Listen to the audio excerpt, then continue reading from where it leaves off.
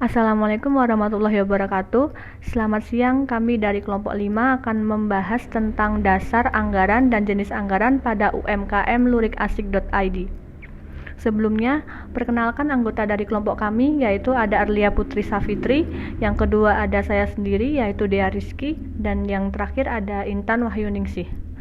Pertama-tama, kita akan membahas profil dari UMKM lurikasik.id. Lurikasik.id berdiri sejak tahun 2017 dan bergerak di bidang produksi kain dengan hasil produksi berupa pakaian dan tas dengan berbagai model dan motif. Usaha ini berlokasi di Titang Tlingsing, Cawas, Kota Klaten. Pemilik dari UKM ini adalah Ibu Sri Murbawani. UKM ini telah memiliki pelanggan hingga supplier yang tersebar di berbagai kota di Jawa Tengah. Dalam 3 tahun terakhir, UKM ini berhasil meningkatkan penjualan terhadap produk kainnya, sehingga UKM ini berniat untuk meningkatkan target produksi untuk tahun yang akan datang. 1. Dasar penganggaran meliputi aspek perencanaan. Poin A. Menetapkan tujuan. UMKM Lurik Asik ID ini menentukan tujuan dalam membangun usahanya tersebut. Yang pertama adalah untuk menghasilkan sumber pendapatan dan untuk menyerap tenaga kerja. Namun, fokus utama dalam usaha ini adalah untuk memperkenalkan kain lurik pada masyarakat yang lebih luas, khususnya di generasi milenial. Dalam membuat anggaran UMKM Lurik Asik ID ini juga menetapkan tujuan terlebih dahulu. Tujuannya adalah untuk menjaga perputaran kas agar belanja bahan baku yang dibutuhkan sesuai dengan proyeksi. Jika tidak dilakukan pemisahan anggaran, maka akan ada kemungkinan kelebihan belanja modal, seperti menumpuknya bahan baku yang akan berpengaruh pada kas, sehingga kas akan kekurangan. Karena usaha ini merupakan usaha mikro, maka penyusunan anggaran dalam usaha ini disesuaikan dengan permintaan pasar. Untuk meminimalisir adanya persediaan yang overload, perputaran persediaan yang lama, dan perputaran kas yang lambat. Selanjutnya, poin B, menyusun kerangka dasar.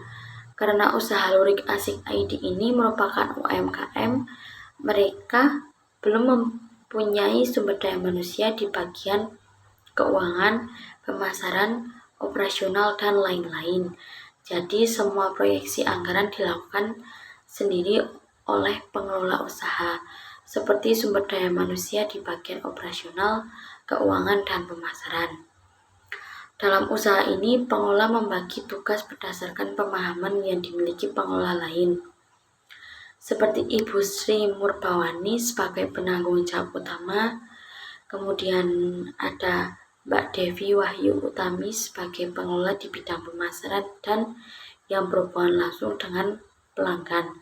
Kemudian ada Mbak Restika Dwi Pratiwi di bidang pemasaran dan yang berhubungan langsung dengan supplier. Pada bagian mesin terdapat Bapak Kasir Wiono sebagai pengelola bagian mesin produksi, dan pada bagian produksi terdapat beberapa karyawan di masing-masing bidangnya, seperti di bagian penenun, bagian nyucuk, dan bagian penyekir atau nyekir. Kemudian poin C, memilih tindakan atau penetapan anggaran. Penentuan anggaran dalam UMKM Lurik Asik ID ini dilakukan melalui perundingan atau diskusi bersama.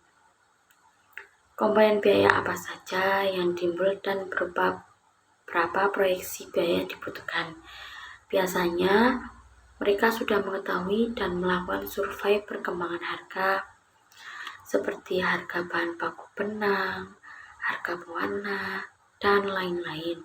Jadi, ketika penentuan anggaran dan memilih tindakan, mereka melakukannya seperti finalisasi berapa kapasitas produksi yang akan dilakukan, kapan itu akan dilakukan, kemudian komponen biaya apa saja yang dibutuhkan, ada juga berapa biaya untuk masing-masing komponen, dan pembagian serta pendistribusian anggaran.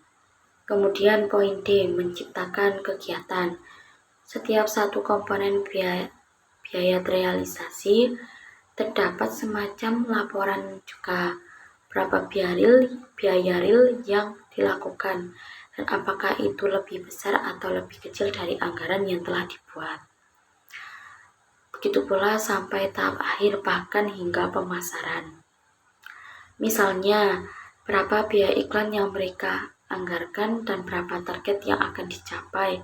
Apakah itu sesuai harapan atau tidak.